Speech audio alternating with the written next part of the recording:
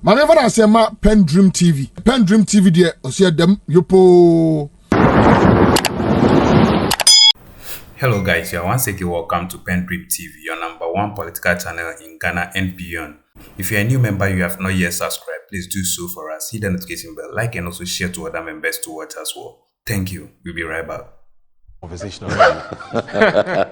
Anyway, so we'll get to brass tacks. We'll get to the meat of the conversation, or the main substance of the conversation. But there's a question I want to ask Justice Abdullahi, because I mean, look, Justice Abdullahi. Yes.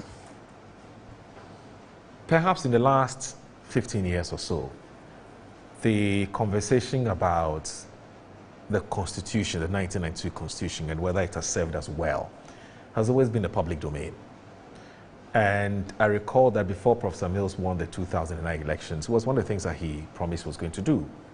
And of course, in contest, almost all the candidates have talked actually. About it. I mean, during the presidential election, yes. I'm sorry, what's it called? The debate. Yes, it came up. All candidates. Yes, promised that they would do it. Promised Absolutely. reviewing the Constitution. That's very true. So Professor Mills won elections, and then he decided that yes, he would do it. I mean, in line with his own promise, in keeping it his promise. And so set up the Professor Kofi Fiajo committee to look into the Constitution and so on and so forth. What must have been in 2011, thereabout. Yeah. We know what happened to it in 2015 when Professor Kweku Azan decided to take the matter to, because he was never convinced that the executive, the head of the executive could commission, or could put a team together to look into the 1992 Constitution. And he gave his own reasons, but that's just by the by, it's in the past.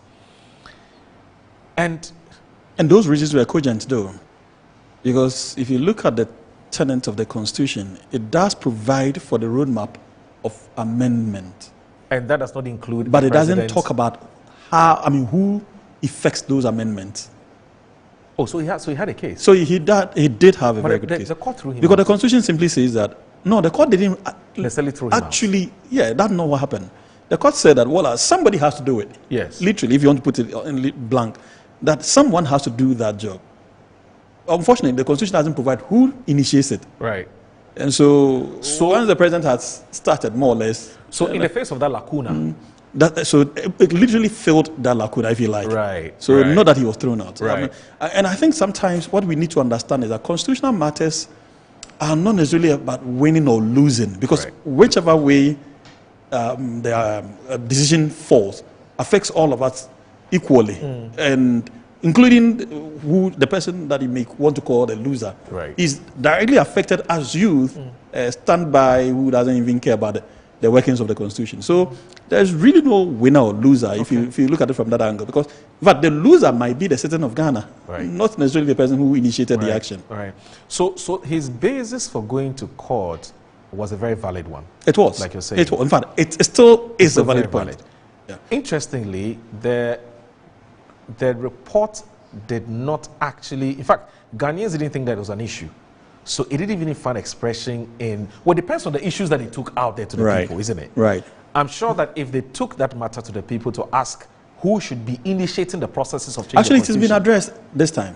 In this new one. Yes, it has been addressed. Oh, I've read it, but I didn't see. It has been addressed. Yeah, so now, because Prempeh calls it if you like, the citizens' initiation. So, like everybody else, anyone else at all. In fact, and Professor Prempeh has actually been talking about this even before Asari's case came up, Professor Azan's case came up. Okay. And he always likened it with the, I think, the Kenyan Constitution, where an ordinary citizen could rise up tomorrow and initiate a constitutional amendment. Okay. And so he felt that was a better option for all of us, rather than sitting back and, in fact, in our case, having no knowledge of who could initiate an amendment.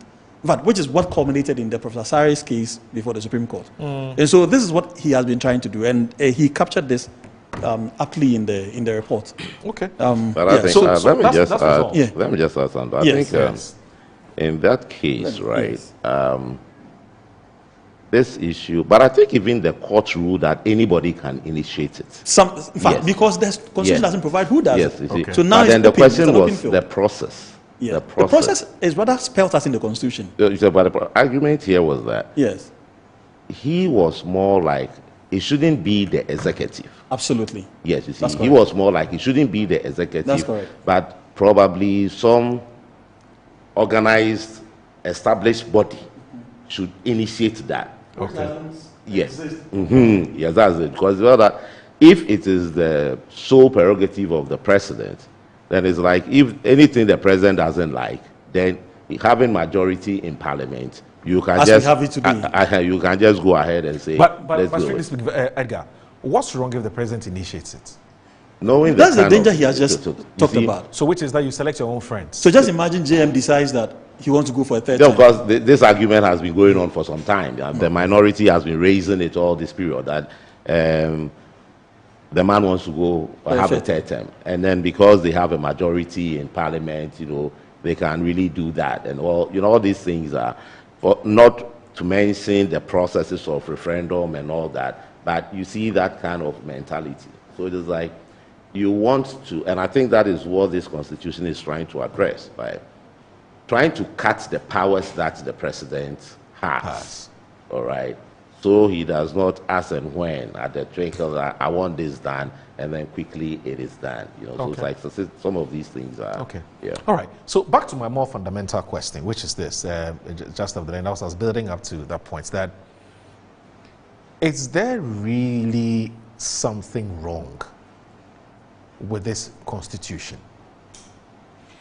Now, when you study development across the globe, you would realize that oftentimes when a constitution has to be amended, is either the country is just coming out of a war situation or something, there's been a major development that then wakes the citizenry up and says, okay, you know what, this constitution has not served us well, and so we ought to do something better. But we're living peacefully. Yes, we have our own concerns and reservations and disquiet about some portions of the constitution and so on. It's a legal framework. We can amend aspects of it through a referendum or through parliament or even through the Supreme Court. So why must we be going through this route? I mean, is it necessary? What is really broken about this constitution ought to be fixed? So fundamentally, in principle, do you think that this exercise is even necessary in the first place? Absolutely, I do. But I think that what you may have to appreciate is that we have a history. We are coming from a particular background. And admittedly, this constitution was done at a time that we were not in an ideal situation as a country when this constitution was drafted. Remember, we had a military leader at the time, surrounded by military men ruling this country when this constitution was drafted. And so naturally, and then of course, also remember the historical part of some sections of the Ghanaian populace deciding to abstain from participating in the drafting of the then constitution, or the current constitution. And so it didn't have that, if you like, participation of some of the people that were really needed in drafting a good constitution, which is why it was termed as the Chopba constitution at a point, because particularly the legal fraternity decided to abstain from it and all of that, and there were a lot of other stakeholders who could have made solid input but were not available to do so. But those issues notwithstanding, we still had a good constitution. And I say it's a good constitution from two main backgrounds. First, because the constitution we have today is a reflection, if you like, a total reflection of the previous constitution, 1979 constitution of Liman. It's about 80 to 90% the same, really. But, and so that's one angle. In fact, if you like, from the Second Republican Constitution, actually, from the days of, coincidentally, President Akufo-Addo, the kind of constitution we had in the Second Republican Constitution is just almost the same as this one, except if we, at every point in time, we build upon the new one. And so moving from the 69 to the 79 Constitution was a build-up. And so, but largely about 70 to 80% the same Constitution. And then from the 79 to the 92 Constitution, the same thing, about 70% the same, or 80% thereabout. Right. And so we only add to the quality of what we had. But this time we are not having a new Constitution. this time we are saying that it's still the same 1992 constitution. And the concerns you raised, as you pointed out, I mean, the things that we believe are wrong with it are the ones that we are trying to address. So we are not having a completely new constitution. In fact, if you look at the mandate of Professor Prempeh's review, it was to review what had been done and not to do a new one. True. It's not a new thing. True. They only reviewed what Professor Fiajo did. Right. And so, and Professor Fiajo's mandate was to also look at the existing constitution and make recommendations as to what could be amended. So what it means is that it is still the same 1992 constitution. We are not going to have a 2026 constitution. That's not what's going to happen. Okay. We're going to have the same 1992 constitution, except that extensive amendment. Right. And mind you, some of the amendments have already started. I mean, the easier ones have already been commenced, even though we are not seeing it as it should be. And so that is the first thing about it. Now, ask if there is something wrong with the constitution that needs amendment. There are a lot of things that need amendment. After operating the constitution for about 32 years thereabout, I think it is just right that we do some level of introspection to see where the constitution falls short and where it is not serving our needs so well. And I think that's where we have come to. I can understand that there are radical changes, serious radical changes, particularly when we are this current amendment, if adopted, seeks to send us back to the 1979 Constitution by way of parliamentary and, in fact, the governance structure. It's literally taking us back. Yeah. So if you look at the 79 Constitution, for instance, members of parliament were not members of the executive. That's where we are going back to. Unlike the previous 69 Constitution and then indeed the 1960 Constitutions, which were quite similar by way of having cabinet systems of cabinets sometimes fused with executive. But this one has purely the 1979 Constitution, where your members of parliament are coming from parliament without any eye on the executive. But that has always been the challenge. This is a grave challenge in our current systems. And so if you are seeking to amend that, I think it is just right that we do so if this one has not served us after 32 years. If that's not served us well, obviously I think it's an appropriate thing to do. It's only a fool who doesn't change his mind. I mean, we thought that this could help us because we have tried the 79 Constitution and have tried the 69 Constitution, which were completely opposite of each other. And both didn't serve us well. Okay. And so when we decided to merge the two into the 1992 Constitution and discovered that still not serving us well, I think it is just right that for matured people, experienced people, we go back to what we believe is a good thing. I mean, you don't operate the same thing when it's not serving you well. Right. But Nora, I think a very interesting thing to notice. In fact, Yes. Okay. Perhaps. I was going to ask you a question, but yes. This is the first period I think we can clearly say there's a lack of political motivation in terms of manipulating the Constitution. Okay. And when we take the Second Republic, the 1969 Constitution, we had Edward Akufo-Addo, who had been who became Chief Justice, being a part of that Constitutional Committee. We saw how that constitution was manipulated to allow him to become a ceremonial president with boosted holding powers as prime minister. Right. And we saw how Bidema was barred from taking his seat as leader of opposition. So that was a clearly politically motivated constitution that sought to destroy or eliminate the Nkrumah's element from Ghana. In the Liman government, similarly, we had come from, a culture of coup d'etats, more or less. This time around, we've enjoyed over 3 decades of stable democracy. I think this is an avenue for a new kind of revolution. We've had a young president in his 30s come through power with a barrel of the gun.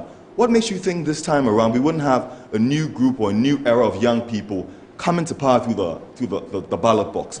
So yes, I think the old guard is obsessed with a few changes to the constitution which may either shift the balance of power to government sitting in power, which may work against the opposition. But I think the Constitution goes way beyond that. It's a call for an entirely new generation to be architects of the future of Ghana. And I'm a little bit disappointed as far as the sensitization is concerned.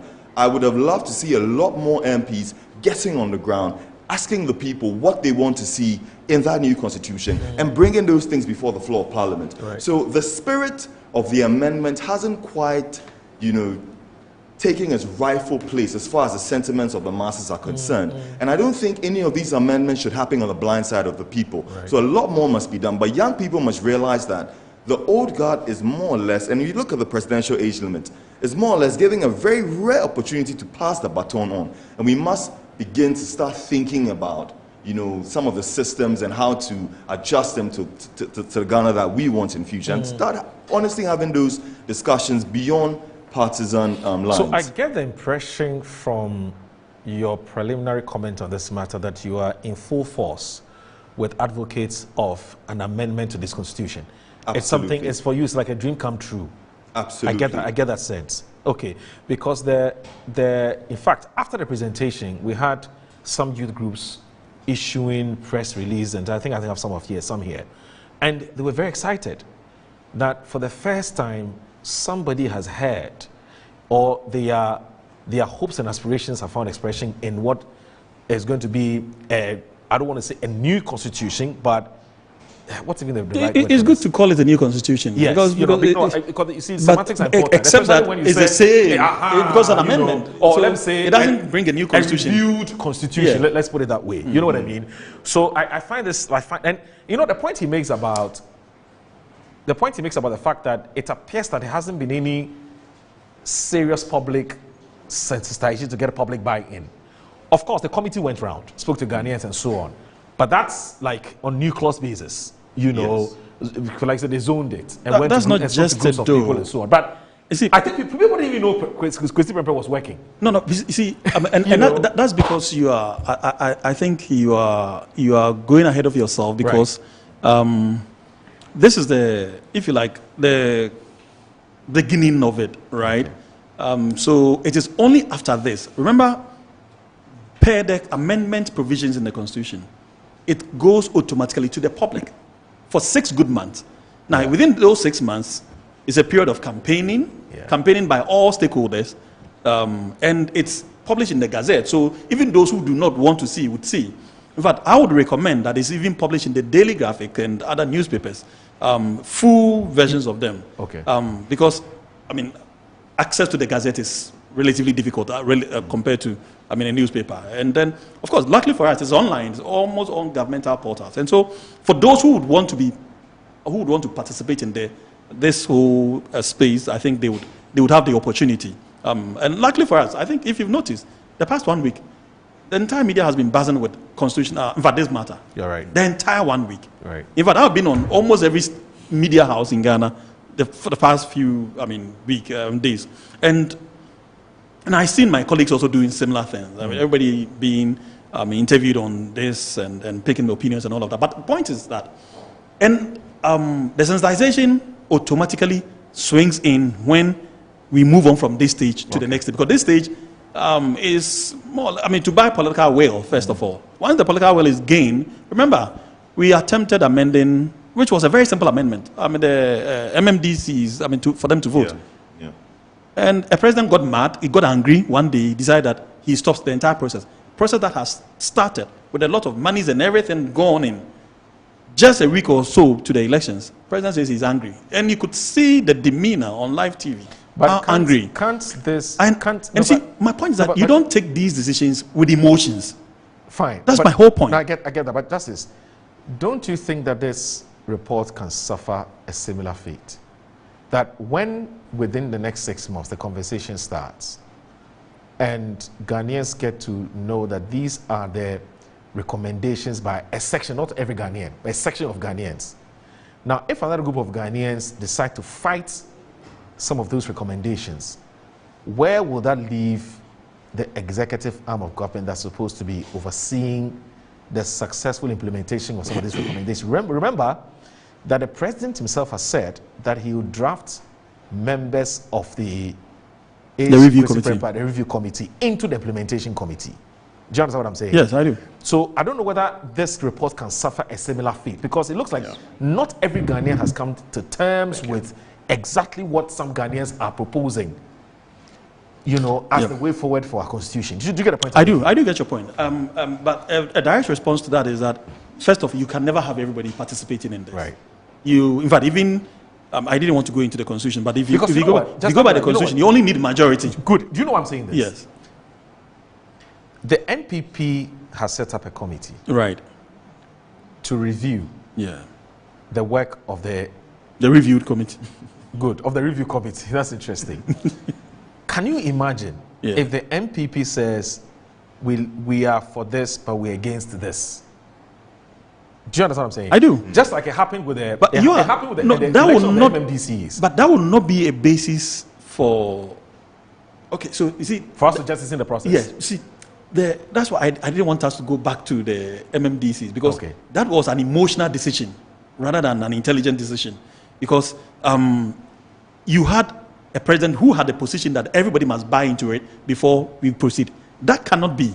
No, but you also need. No, but so you long need as the support of the NDC for such a major referendum. No, you need a support. It was an entrenched clause. No, you need a support. Yes, but that support cannot be a basis for you to say that let's abandon the whole thing. You can't throw away the baby together with the bad water. Whether the MP wanted it, whether the NDC wanted it or not. No, see, there were two issues on the table. Yes, the first one was either to elect them purely on partisan basis. Okay, purely on partisan basis. Hold on with that. Hold on with that. I beg you. Hold on with that. We have to sell. You're watching live and Good Morning Ghana on Metro Television. My name is Aldo Moro, special edition. In fact, it's the final show for 2025.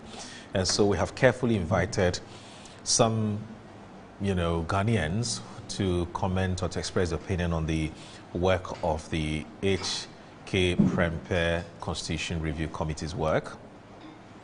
It's about the Constitution. I mean, we want to make it better. Basically, that's what it is. And we've kick-started with the conversation. In fact, the first question that I asked was whether indeed, is there anything wrong with this Constitution? What is the mischief that we're trying to cure? What is the defect that we're trying to fix? And my guests have been weighing in on that. I'm here with Edgar Redo, who is an insurance marketer and a very passionate Ghanaian. Justice Abdullahi, he's a private legal practitioner, also a law lecturer, UPSA. And then also Mr. Vincent Lecha Kobla Jokoto. He's a youth activist and also a solicitor and a businessman. He's an entrepreneur, let me put it that way. Shortly we'll be joined by Kwesi Botre. Kwesi Botre Jr. is also a private legal practitioner, another young man, so two young men and two older guys. He works at the office of the former Vice President, Dr. Mahmoud Bawumia, and also he is also a private legal practitioner. He'll be joining us at some point. Now, we're trying to do this as non-partisan as we can, because it's about the Constitution. If it works for all of us. If it doesn't work for all of us. Anyway, so you were trying to tell me the difference between the debates at the time about whether we should be electing our MMDCs or not, and that's when I asked if we should take a break. So my point was that at the time, what was on the table was whether we voted the MMDs on the basis of their political affiliations. Yes. In other words, being open about it, or to do or otherwise. This was as simple as that. Vote for them. Should we allow any Ghanaian living anywhere to participate? Simply put, it has to be along the same MPP, NDC line. CDP, Simple. and so on. Yes. So allow the political party to sponsor a candidate, or not. Now, this was clearly the president's position was to allow partisan elections of MMDs. This was not what the review committee recommended, and so naturally the NDC opposed this. And simply on the basis of this opposition, the president came out so emotional, angrily declaring that we were not going ahead with the elections. Why? Because he didn't have the buy-in of the NDC. And so he didn't think that... Because the president felt he meant well, and yet people were reading all kinds of suspicions into it. And so, yes, if you don't want it, get out. Yeah, but this, if you were going ahead with this on the basis of the Constitution Review Commission's report, then this was not right. Okay. In fact, even Professor Mills' white paper was also criticized because it was also wrong. Yes. I don't know if you remember, Professor Mills' white paper on the same subject was that he was going to allow the elections to be done, except that he was going to determine who stood in that election. Yeah. And so the public, what's it called? So there will be three recommendations. Those three recommendations would be the candidates to be forwarded to him as a president. I mean, in fact, let me put it better. So he was going to allow these three people to then contest for the election. Yes. And it didn't sound, I mean, well, it's more or less like giving us with the right hand and taking it back with the left. Because how can you determine who goes into that election? I mean, it didn't sound well. So when you came and you felt that popular participation was a thing to be, which everybody accepted, but we wanted it such that no political party was going to sponsor anyone. When I say we, I mean that was the general feeling of the Ghanaian, that everybody be allowed to participate, and not necessarily an MPP and NDC, because we didn't want to descend into the gutters further down. Already the top was murkier. So why do you want to do the same thing, I mean, at the bottom of the pit? Because it's not realistic, Justice Abdullahi. Even if it was let's not play the ostrich. Look at what it is better for us to pretend to, Oh, I mean, no. it is better Oh, you know that what? we vote for people knowing that they are not NDC No and problem, MPP. no Even if problem. they are Yes. MPP and NDC privately. Yes.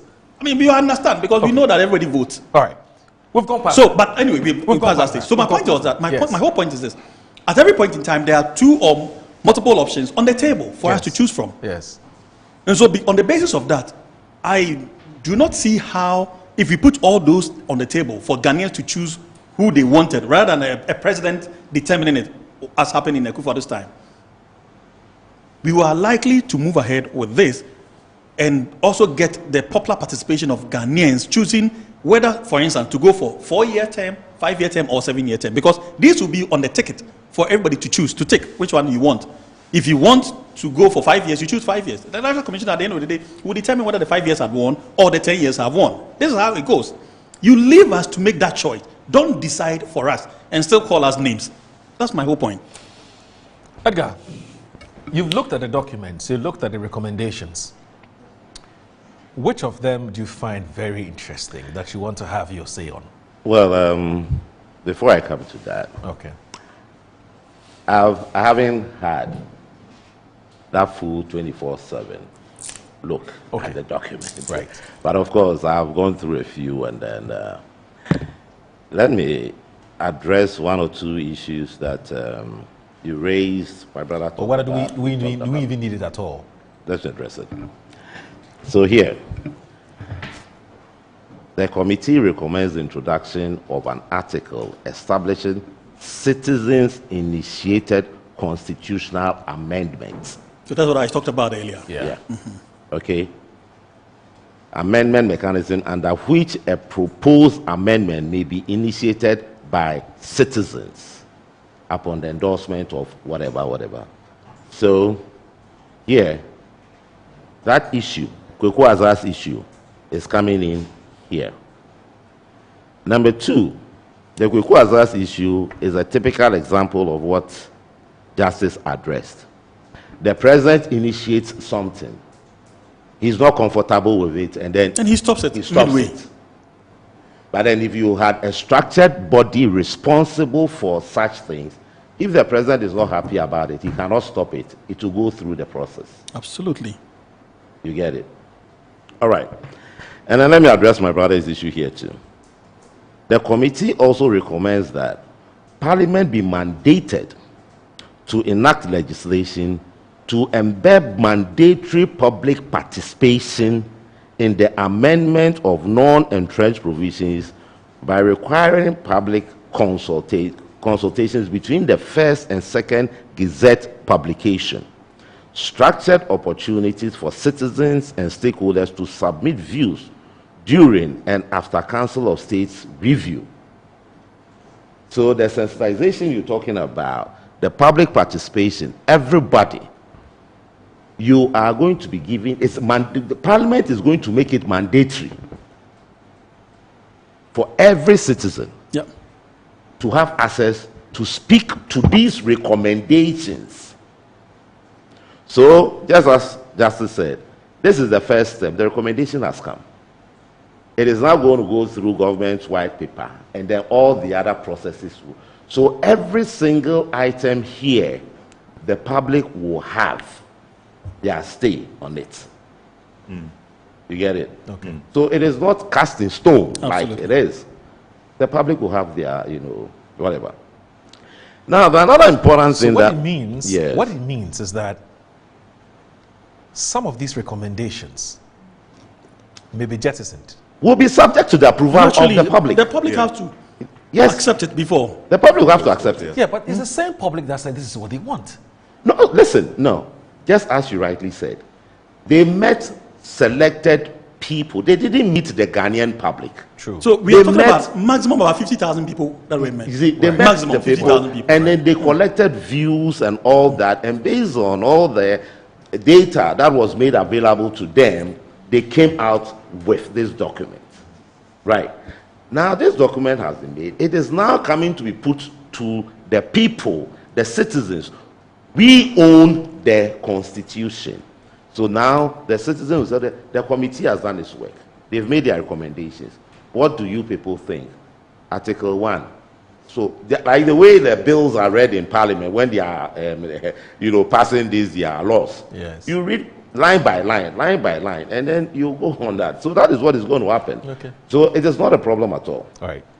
But then there's another important point that my brother raised about trying to bring looking at the 1960 Constitution, looking at the 69 Constitution, the 79, the 90. Yes, it's true.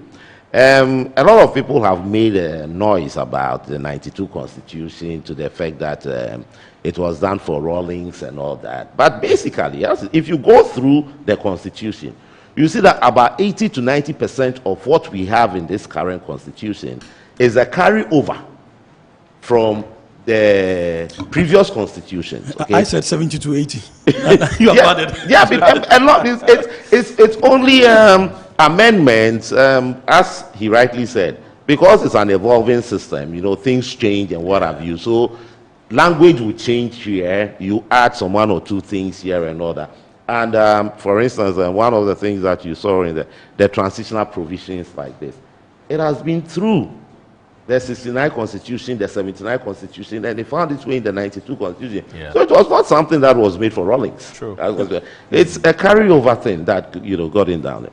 But another important thing that Justice also made, which you see, during the 92 Constitution, when the Consultative Assembly was in place, or when it was being structured or formed, it was not like a group of people decided to stay away, like the Ghana Bar Association. They gave reasons. And you see, as in your presentation, you said, look, this is a legal document. And that was the argument that they were making, that this is a legal document, the law of the land. Why do you give the Ghana Bar Association one representative? And then you give the National House of Chiefs 10 representatives. So basically, they felt hugely underrepresented. Yes. So you see, we must put it in context, understand. So it is not like as if some people felt that As in principle, they were against it. No. they were against it. And no, that was not it. The argument was, this is the law. And then the body representing law, you say only one person should come. And then you are giving other people 10 seats, 5 seats, this and that. So that was the basis for the boycott.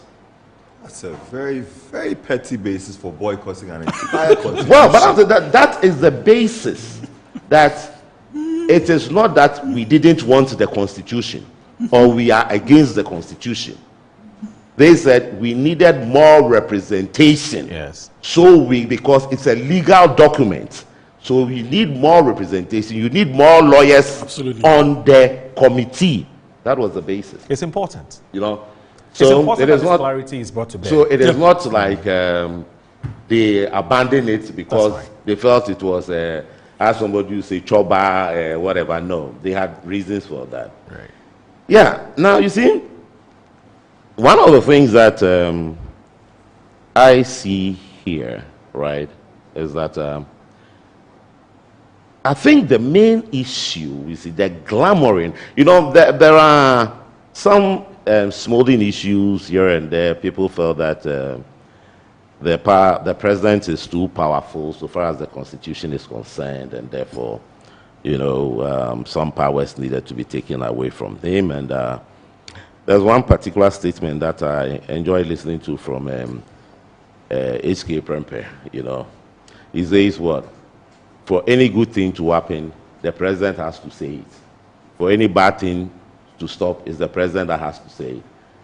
we need to move away from that. And then, you know, so yes, to some large extent, you can see that what they have done here, they've tried to, you know, create some one or two things, but I still think that some powers that are given to the president in these things they must remove them. Okay. You know, they must remove them. I mean, if, for instance, you have the police council, you have the prisons council, you have the armed forces and what have you. And then the Constitution says that a representative from the Ghana Bar Association. Why do you say that power should be given to the president for him to choose a lawyer? I don't think it's, you know, necessary. It's not. I mean, we want the president to stay somewhere and work. We don't want him involved in everything, and then he does what he likes. So he can come and say, because I'm the president, I veto this. I don't want it. And then no. I think, you see, those powers. We say we want to limit the powers of the president. So why go give him more powers? Right? The review has taken care of it as well. Yes, that's what I'm talking about. Exactly, the review here. exactly. Yeah, because the review here is what they are talking about. Thank you. That the provisions currently that the Bar Association should nominate representation to certain bodies, the review is saying that that power to the Ghana Bar Association should be removed and given to the president. No, okay, so this is what they did. I mean, I think they made it, they classified them into three general institutions. Institutions that have quasi-executive functions and those that do not, and then the hybrid ones.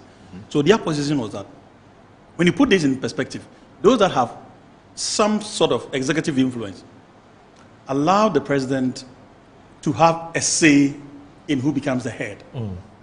Those that do not, let those institutions, because it's difficult at this point to say that, I mean, I think it would be too sweeping to say that, okay, police council, elect your own IGP, or your own judiciary, elect your own CJ. Chief Justice, yeah. So because of that, they say that, okay, let's put them into three categories.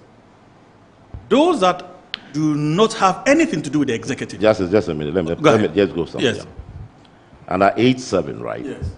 The committee recommends amendment to Article 201 and 204 of the Constitution to recalculate police governance structure, to strengthen institutional independence, reduce executive dominance, and enhance public confidence in the impartial governance of the police service as follows. Then you come and say, the committee recommends amending Article 201 on the composition of the police council to replace the representative nominated by the Ghana Bar Association with a senior lawyer nominated by the president. Okay, I can understand that part. No, I'm making a point. Ahead of you, you are saying you want to reduce that dominance, that executive thing. And there is a representative who has to be nominated by the Ghana Bar. And you say that you should leave that. That's a fine point. And then let the president come and nominate. We're not devolving the executive if we're taking. You know, so what are you talking about? You want to reduce that thing, and then meanwhile you are saying that the authority or power given to some other person, remove it from that person and give it to the president. I mean, I don't get it. No, I get it. I mean, there's some inconsistency. We certainly need to go. There's some inconsistency. You know, so that You are either reducing or adding. Yeah, that's what I'm saying. The whole work appears, in fact, not appear. The whole work reduces the influence of the president in constitutional and administrative bodies. Right. But these tiny ones reduces tiny justice. Wait a minute. Look, let me tell something. Let me tell something here. The security service, right? We all have seen things that have happened, the abuses, and all that, to the extent that today someone thinks that I am close to power, and therefore I can disturb the whole nation with my V8, put on a siren, and the policeman cannot stop him. And it is all because of this kind of powers that people think they have. I think you know. So let's get some of these things clear. That you think, if we want these bodies to work for the benefit of the citizens, let's remove any presidential influence. I fully agree. So that if the president's son messes up, the police can arrest him. But Mr. Radu, I think you've highlighted the tragedy of the Fourth Republic, which is our inherent lack of confidence in these institutions to perform in a non-partisan manner. I think the whole... I don't think it's a lack of confidence, though. I think it's the overbearing influence of the executive on these institutions. Yes, but that automatically, for the ordinary man, is lack of confidence. We must exercise... Because the executive... Yeah, that's it. The ordinary man in the street. No, I don't think, you know what, Edgar? I think we are speaking the same language from different angles. I don't think Justice Abdullahi and Vincent Jokoto are saying two different things. It's just about a matter of semantics. He talks about lack of confidence. Yeah. He says, yes, I agree there's lack of confidence. But it is caused because of this. Executive influence. And that is what I'm saying. Brother would not have an issue with the Fourth Republic if we were more objective. Absolutely. Everything is about the ordinary citizen, how the ordinary citizen feels in the country. I agree. Yeah. So if whatever is being done there kills the confidence of the ordinary man in his country, that is what you must be interested in. And that is wrong. So we need to change that. Exactly. Yes. You see, that is what Just must like be I'm interested. hopeful that the proposition with regards to how the security services, where the security apparatus is structured, as you just said, Yeah. would bring back that confidence that you're talking about. No, you see, what happens is that when the public gets to know that there is no executive influence, there's no executive control, and then those who are there are professionals doing their job, that is when you lift that confidence. So the man knows that as I'm going there, I'm going to get justice. Things are going to work well. You see? So the whole issue is let executives sit their governance, move the country forward. All other institutions that have specific jobs to do, perform, appoint, do your job, regardless of who is there. Okay, so which other issue do you have? Because I would allow you to do two, and then I'll go around the table. Oh, a lot. Okay, and I think that, you see, one of the main issues that has brought about all these constitutional issues and has to do with the last bastion, the last hope that the ordinary man has, which is always turned down. That is the judiciary. Okay. Okay, and I think that what I see here has not addressed the point. Tell me why. Look, my brother, all the cases in court, or the cases that goes to court, where do you see the public interest? The public interest is always on political cases. And because of the way the system has been polarized, you see the two main giants with them, their party supporters and what have you, in there. And this is why the judiciary has been bastardized to the extent that so many loving judges have lost their respect. Okay? I was thinking that the committee was going to do a work that would take away that Supreme Court issue and probably create a different Supreme Court. Let the normal Supreme Court work, and then let's have a different Supreme Court which will deal with these political cases. You get it? Because you see, any judge sitting today in the Supreme Court, whatever case that comes before you, be it political, you'll be tagged. No, that's true. You'll be tagged. People dig into your background. And it's not healthy for the images of the judiciary and the individual judges themselves, regardless of the fact that they may be speaking the law.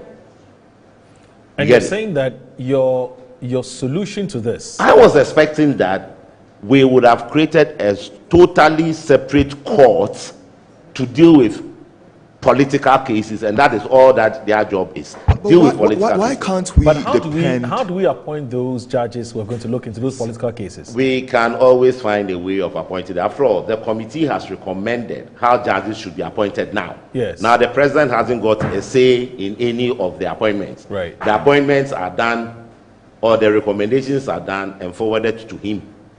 based on what the committee has done now. I think it's a great lack of confidence in our human resource as a republic, and even more detrimental in the quality of our citizenship or our citizenry. Because what I'm hearing my senior brother here saying is we can't vouch for the integrity of some of our most astute lawyers who are holding positions on the bench. That's the reality, and I'm saying that, you see, save them from that, and let's give that authority power to some people. They will be subjected to the same but level then it of will be scrutiny. different, you see, because what happens is this, that the judiciary stands on its own, and then this one is also standing on its own for whatever case.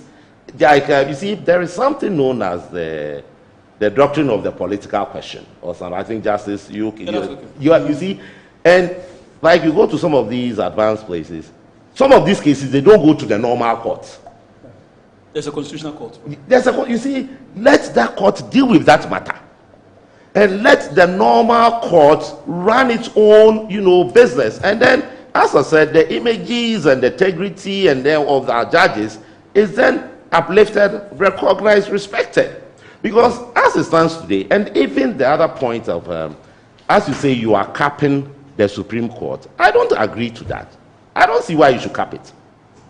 It is all because of these political cases. That is why we think we should cap the Supreme Court. We don't need to cap the Supreme Court. My brother, what is wrong if we draw some lines in Ghana and say we have, what do we call it, the Northern Belt, we have the Middle Belt, and then we have the Central Belt? Why should somebody run from Sandema to Accra to the Supreme Court? Can't we create a Supreme Court for the Northern sector?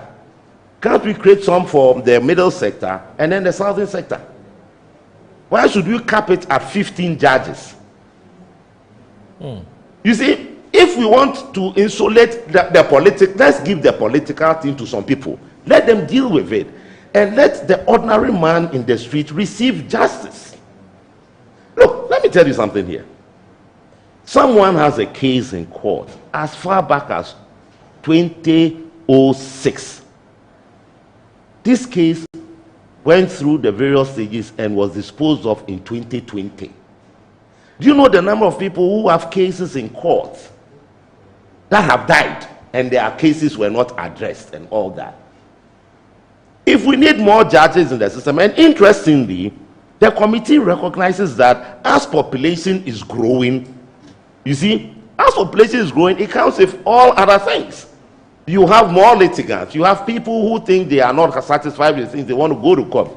You are sitting here, and I understand that a judge in Adenta has over 1,000 cases. When is he going to dispose of the 1,000 cases? And it's not just that the 1,000 cases are there. By the day, new ones are coming. No, and so is it that you're saying that we need more courts? Exactly. Or you think that we need more judges at the Supreme Court? As I said, we cannot have 15 judges in the Supreme Court, and we expect that somebody from Sandema, because he's got a case in Supreme, he should travel all the way to Accra. I see. Right? So decentralize it. Yes, give them. Let's have some more judges around the area, because you see, don't forget that dictum of justice delayed is justice denied. And as I said, there are quite a number of people whose cases have been running in court for years. They've died because of the same backlog of cases. And we are also talking of quality judgment. Okay. So then what happens if they have few cases in front of them, they can deal with the matter, that when the judgment comes out, everybody reads it and says, my brother, all right, this one is good. All right. But there's a problem here. There's a difference between the law and what justice is all about. Right. So if the law, as is being made, is not going to end in justice, then we have to look at it. Because this is the law. You see, there's the law and there's justice. The law is supposed to bring about justice. Right. This is the law. And we are asking, is this law going to bring about justice? I don't think so.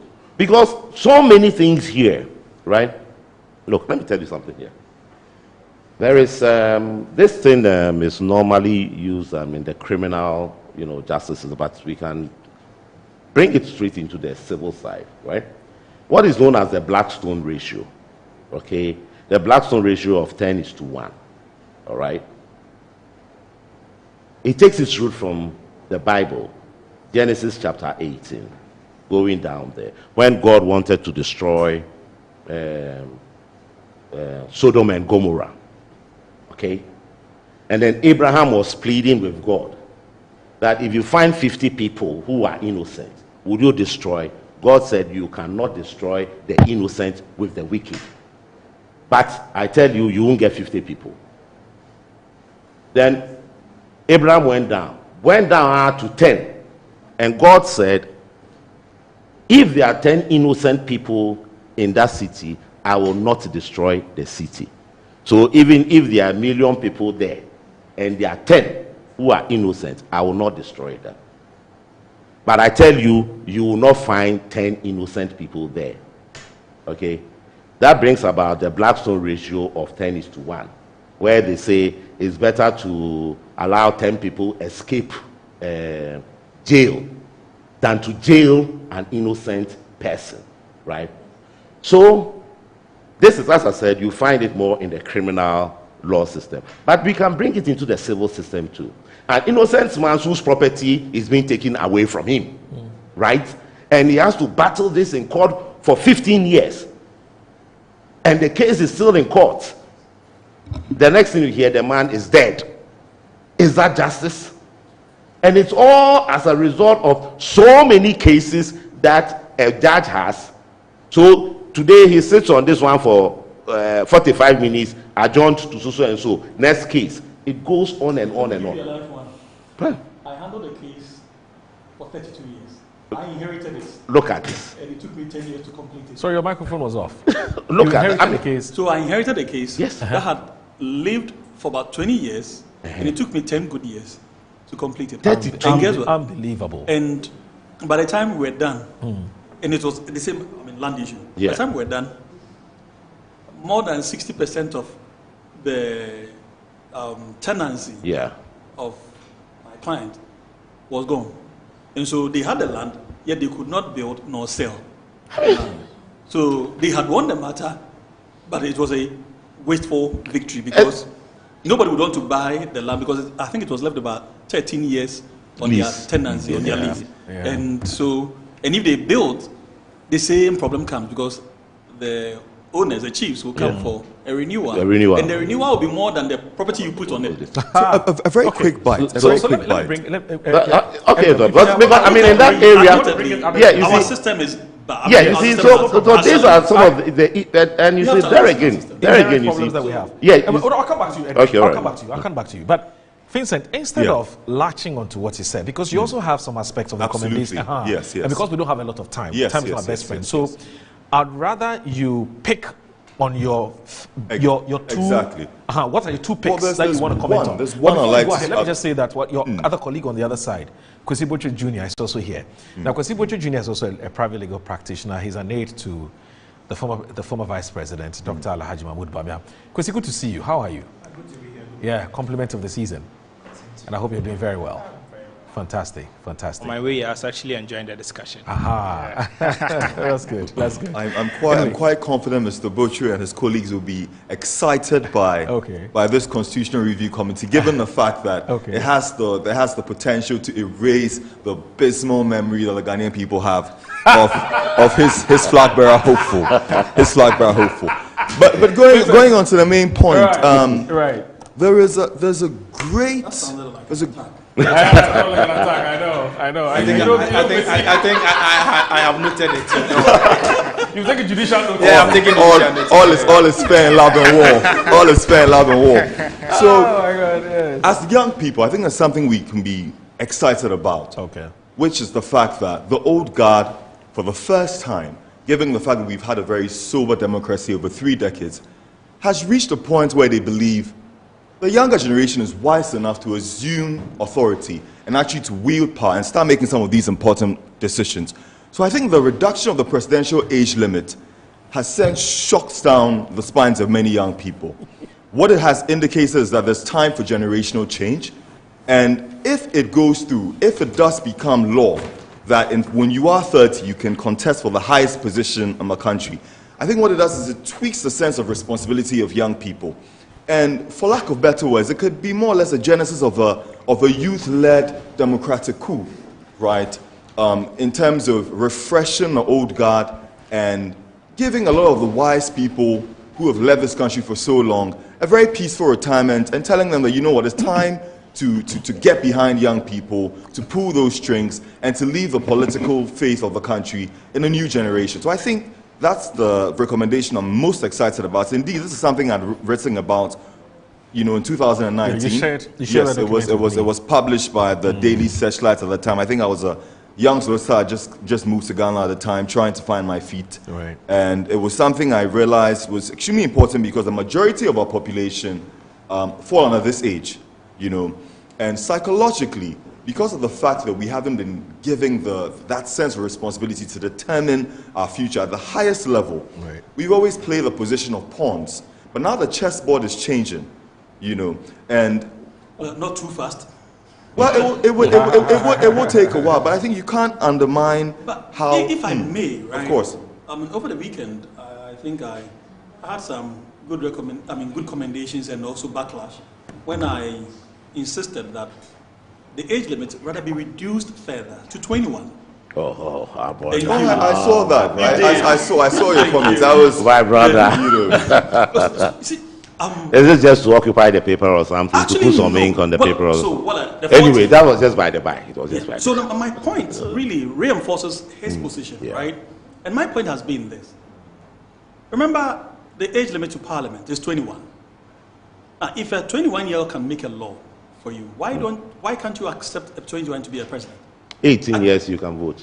Yeah, not voting. We're talking No, about going to Parliament. But then if you can vote 18 years, Then you can also vote. be allowed. Yeah, we can stretch arguments like that. I agree, but that's not my argument. No. That's I'm just making a rhetorical point. question. Yes. My argument really is this.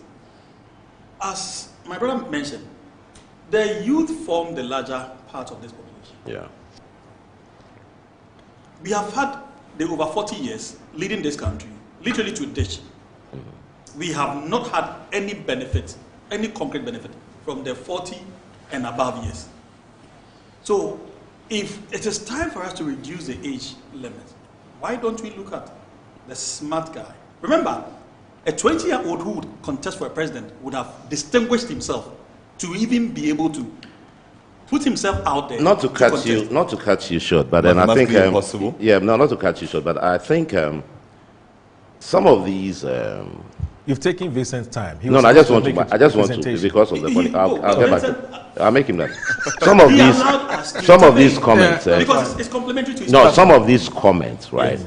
I would appreciate that if we have the deliberations, if we are privy to the deliberations, the debate that the committee had before coming up with such a recommendation, it will help us understand the position better. That's a fair point. Yes, you see. That's a fair point. Yeah. So there are some of these. The interesting thing is that the very argument I advanced for the 21 are the same argument the committee chair advances for the 30. Mm-hmm. Yeah. So you see, the same argument. Because at 21 does not automatically make you a president. Yeah. You still have to be voted for. In other words, by the time each of us decide to vote for you, a 21-year-old, you clearly would have distinguished yourself to attract that kind of vote. Right. Ordinarily, no 21-year-old would put himself up for the position of a president unless he believes that he deserves it. And you will never vote for that person, even if he deserves it, unless you also trust in his abilities. So the argument that came up against this suggestion were about maturity and experience. And my question is, the experience and the maturity of our entire from independent to date, what has it gotten us to? Where has it gotten us to? Okay. So I mean, answer that question. You're on the floor. Where has the experience and maturity of all those who have led us from 1960? So maybe it's time to give the youth a chance. That's a bad one. That was it's also I think it's also a reflection of the intellectual deafness of young people. Having been given the opportunity to perform in mainstream Ghanaian politics, a lot of gems have been discovered.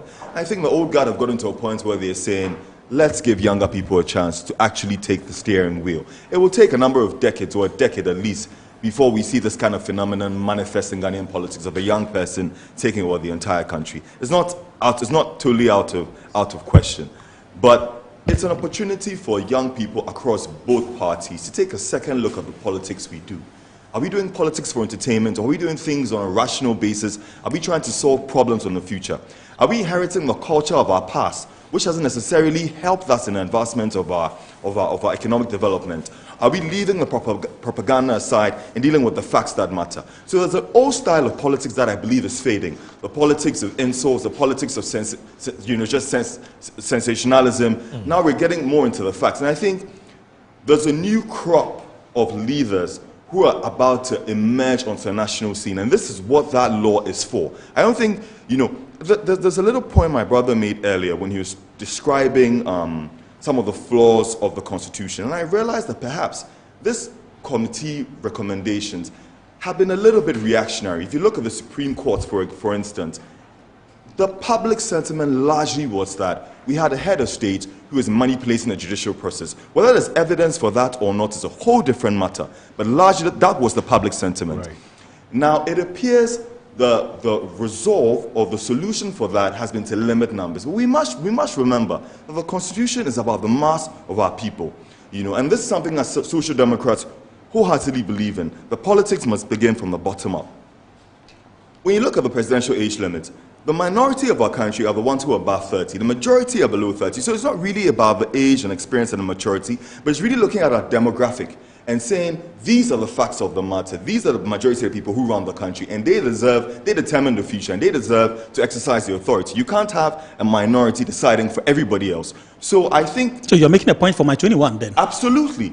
I only disagree with you to the point where I think giving our educational system what life has taught us, coming of age at 18, it's very difficult to build a track record to run a country in 4 years.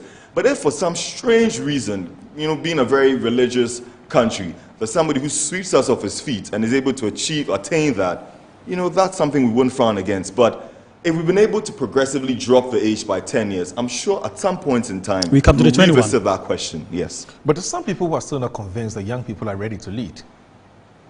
Well, I think that's a very flawed argument. If you look at the independence movement, you look at Comrade Bedema leaving the Convention Youth Organization and forming the CPP with Nkrumah, without which Nkrumah would not have been able to win that election. So there's clearly a young person in there. You look at the mentor of some of our young people here, Nana Akufo-Addo. He was General Secretary for the Popular Movement of Freedom and Justice at a very young age with Samuel Okudzeto too. There are many examples of young people having played prominent roles throughout our history.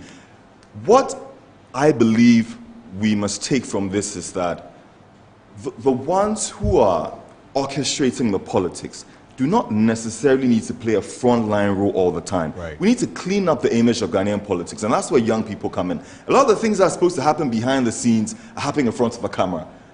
There's a need to renew the brand or the belief in Ghanaian politics. I think rhetoric really matters as far as that's concerned. So launching a lot more young faces, launching a lot more youthful, intellectually gifted people into the public scene is extremely important. But the old people need to fundamentally understand that we must take a seat back. We've had the oldest president our republic has ever had. We've had the worst performance of any president in the Fourth Republic. So we know we can't equate age to performance. And this is not coming from a partisan perspective. This is just what history would record, But to wrap up my point, oh my goodness. To wrap up my point. I know where Vincent came from this morning, and I think you don't have to go back to that bed. To wrap up my point, we totally welcome this new confidence in young people, and I would be advocating, I'm sure my brother Kwesi Bosho, all the young people will be advocating for this particular law to go through. It signals a new fresh start for Ghanaian politics, and any forward-thinking Ghanaian would support this, regardless of their views. So that's one pick. Is that it? Yes, please. This is what for you. That's the one I'm focusing on. Yeah. Kwesi, I'm sure you looked at the documents. Which of the recommendations do you find are interesting, exciting? Do you find maybe problematic? What do you make of these recommendations? So I gave the other members on the bench the opportunity to pick two, and then analyze it. Which ones do you intend to to look at? Thank you very much, and good morning to colleagues on the panel. To start with, I think that I'll start by commending the committee for a very good job done. I think the committee has done very well. It's been over 5 months of touring the country. Actually, 11 months. 11 months. Yes. I think it was inaugurated in January. In January, okay. Yeah. I think they've done a very good job to put together such a comprehensive document. And so I'll start by commending all of them, led by Professor Prempeh. They've done a very good job. However, I have some challenges with the report. My first challenge has to do with the fact that Professor Prempeh concedes that they engaged only 10 regions or persons in 10 regions. But I think that this is a constitution that affects entire citizenry. It affects everybody in this country, from birth till you die. And so if we intend to amend critical portions of the constitution, I think that it is only fair that we engage, at least majority of stakeholders. I have seen the list of people the committee engaged, and I think that the engagement, wasn't exhaustive. Okay. I think the committee could have done better, but Professor raises the issue of finances. It means we have to interrogate the issues properly. That if we are a country that after so many years of practicing, constitutional democracy with our 1992 constitution, which is not perfect, but has served us well, arguably has safeguarded the longest republic of this country. I think that consultations ought to have been, deeper if we intend to amend portions of our constitution. On the matter of finances, in 2011, during the Constitution Review Committee, the monies allocated to the committee was $6 million. And so in 2025, I'm very sure that the monies would be more than $6 million, because even in 2011, the government allocated $6 million to the committee to do its work. Then I'm sure in 2025, it would be more than $6 million. And so we have to interrogate the issues as to why the committee was not able to. In 2011, $6 million was just about, the dollar was about 1 point something to the dollar. Yeah, and it was 1.4. 1.4. And $6 million in 2025. Even if you want to use 10 CD, someday inside. I agree with you. But I'm only making the point that we know the monies allocated to the committee in 2011.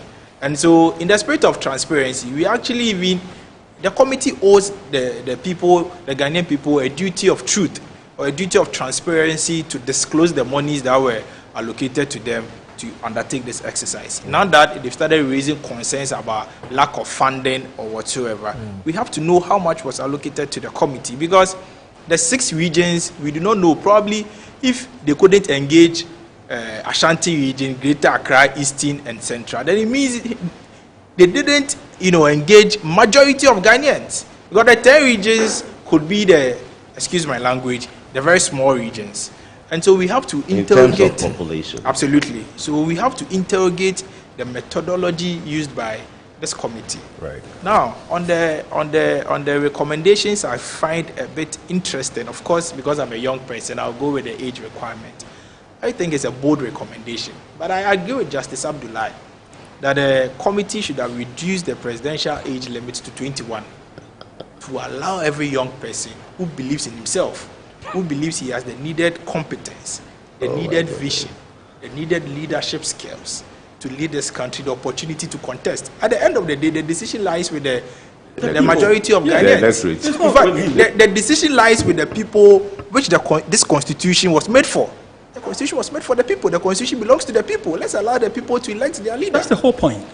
And I agree with Justice Abdullahi that the whole point. We have tried. I need some education on this. Is it late for us to factor this in?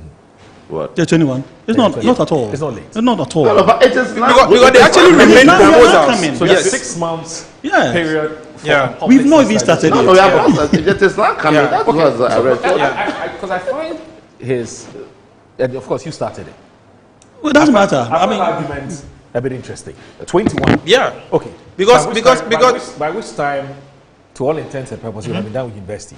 you see, you need not to. You don't need to be. It's not a requirement to complete university to be president. Yeah, it's not a requirement. That's true. In fact, Even if you're an SS graduate, it doesn't matter. You don't even need education, as a matter of fact. Absolutely. It's not. Constitution says, It's not in the Education is not a We requirement. have very liberal views on this matter because I'm sure we can realistically assess the fact that the average 21 Ghanaian would not have the requisite experience and skills to But that's run why I the keep country. asking the question. The difference, there's a fundamental difference. That's why he's saying that you No, but more, I can tell you, John Ajin grant that permission. John Ajin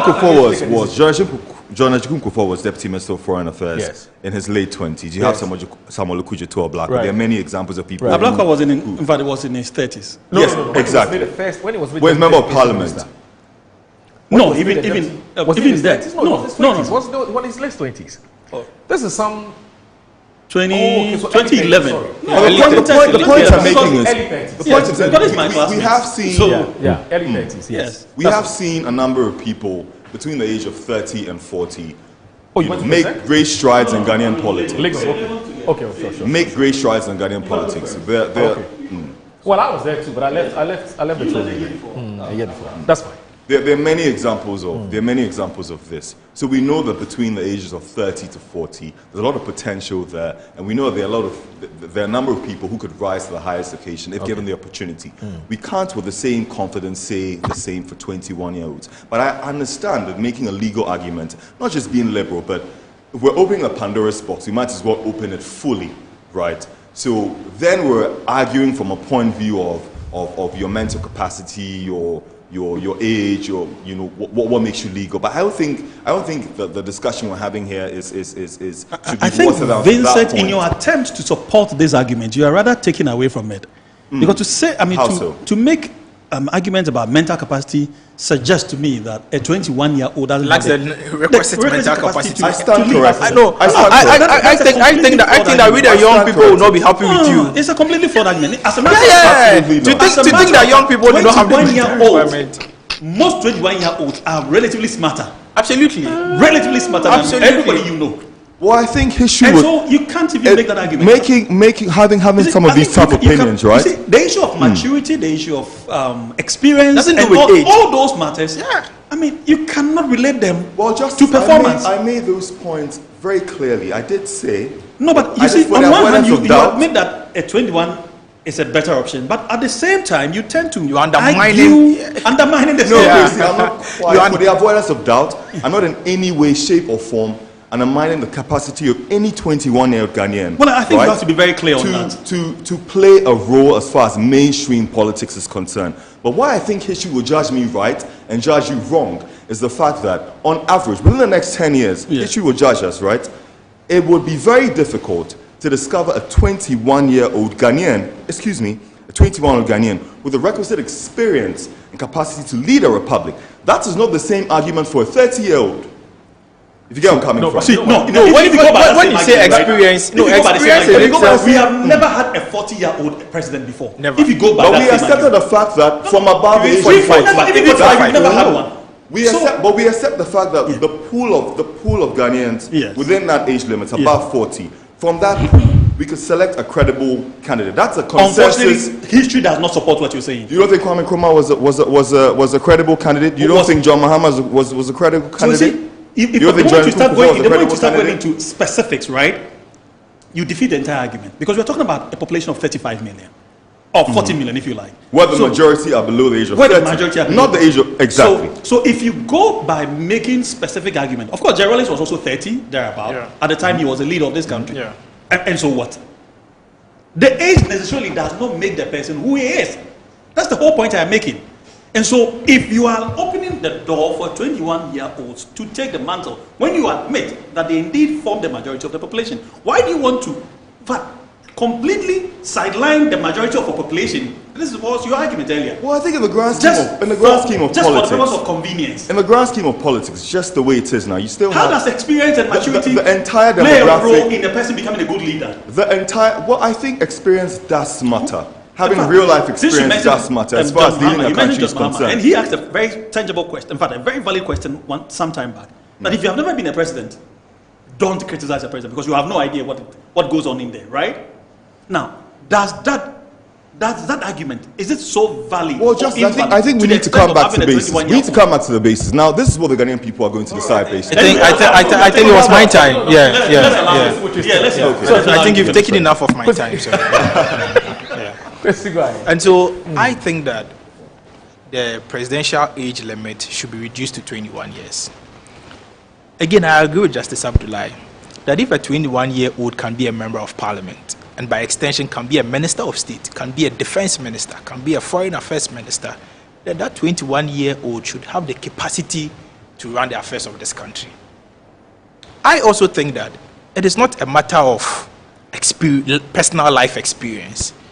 Over the years, we have tried and tested persons who have diverse personal life experiences, and we know where we are as a nation. It's about time to give young people the opportunity. We are in a Gen Z world. I mean, arguably, it is the Gen Zs that run the world now. You cannot do anything and succeed without the support of Gen Zs. You cannot. You cannot. And so it is very important that we acknowledge the reality on the ground.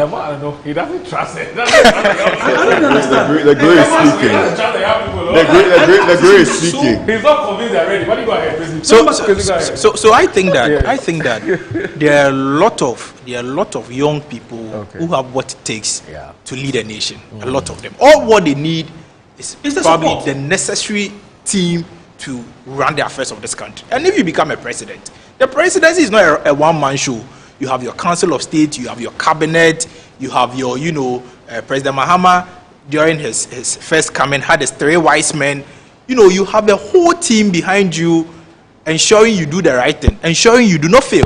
And so if you're a 21-year-old and you have the necessary team, you have the right people ensuring that you make the right decisions, you have the right people at your cabinet, the right people at your council of state, your right people as your team members, I do not think that you would fail. But again, the decision rests with the Ghanaian people. It is for the Ghanaian people to determine whether or not the 21-year-old has the necessary capacity to lead this country. And so I think that by virtue of the fact that the 21-year-old can be a member of parliament, can be a minister of state, and in fact can be a speaker of parliament, that 21-year-old should also have the capacity be a cabinet member. Absolutely. A member of cabinet. Absolutely. Remember, by virtue of your current constitution, if the person can be your foreign minister or defense minister, literally he determines whether your country subsists or dies. Yeah. Even a finance minister. That's even worse. Yeah. And so I think that the young people must be given an opportunity. I appreciate why. I mean, Edgar, as forward looking as Edgar is in complete disagreement with this. Not necessarily the case. No, let me just. No, the point he made, I just want, I'm not on the same point. Oh, yes. You see, it is not about me being, but I think, Kwesi makes the point clear that all the plenty talk, whether you are 22 or 45 or you are whatever, the bottom line is the people. That is all. But that's what we have been saying throughout. That's what I'm saying. So regardless of the age, whatever you are putting across, positives and negatives, pros and cons, how people feel about you and whatever, go to the people and ask them to give you the mandate. That's all. So I don't think it's but the reality on the ground is what I am only just looking at. And what is the reality? That how the people. The reality is that the majority of the people are 21. Regardless of the fact that they are 21, it's not a guarantee that you get their votes. That's all. Okay. Well, that's subject. But if it's not a guarantee, that's why we are saying that. I think that's the point. I say go to the people. That guy is making a very interesting point. Even in our homes, yes, we tend to think that young people are supposed to be. Young people are supposed to. They are supposed to listen but not talk. Yeah. We honestly, in a conservative homes, don't think that young people. There's a cultural problem, and that's where he's coming from. It's just that I'm sure he didn't want to be very direct All about it. those who are against the 21 is a culture. It's a culture. Yeah, on our wedding penny.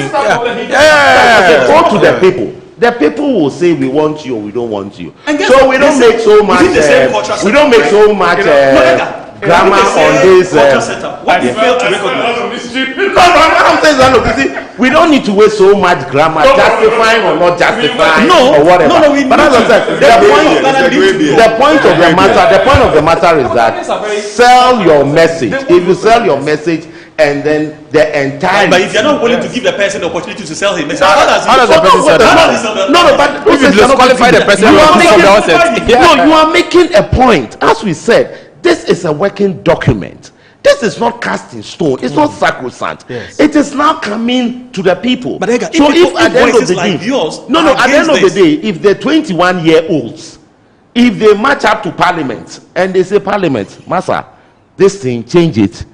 It is the people talking. Remember, but the those same 30 people, years they are old even in match up to Parliament.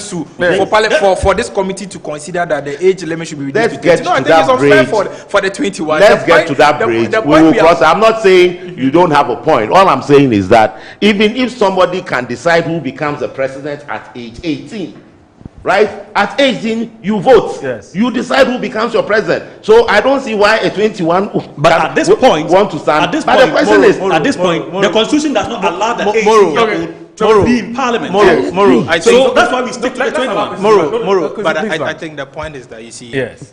we the Gen Zs, we acknowledge the fact that the likes of our senior uncle here, they remain our mentors. They shouldn't be threatened by reducing the presidential age to 20. They remain our mentors. Remain our mentors. They shouldn't be threatened by that. Dedi kama mamena PENDREAM TV ase. Na so far so good. Say open online portal e wo Ghana. Ah nipa share, nipa follow, nipa comment here. To my best of knowledge, without any biases, PENDREAM TV. Thank you for watching. PENDREAM TV really appreciate your time and say God bless you for the good work you are doing. We much appreciate your time here on PENDREAM TV. And if you really enjoyed this video, please do leave a comment below, like and also share to other members to watch as well. Don't forget to subscribe to keep you updated whenever you made a post. Thank you and stay blessed.